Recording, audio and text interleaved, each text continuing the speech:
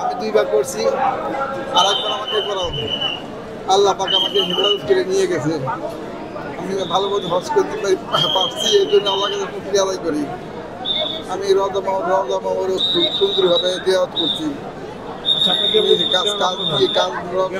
আমাকে wheel chair দিয়ে আমাকে রওনা করছে। হুইল চেয়ারের মাধ্যমে আমি যাতায়াত করছি। টাকা পয়সা খরচ হয়েছে, কিন্তু আমার ছেলেরা বলেছে, আব্বা টাকা পয়সা খরচ হোক, আপনি কোনো কষ্ট করেন না, আপনার মনে আশা পূর্ণ হোক। আমি শুয়ে বসে বাস করছি। আমি দেখে আমি তখন কাঁদছি, আল্লাহর কাছে বলছি, আল্লাহ তুমি আমার আবারও আনো, আবার তুমি আমার রওজা জিয়ারত করাইও। নবীজির রওজাকে বারবার যেন আমি জিয়ারত করতে পারি। আমার বয়স 80 উপরে।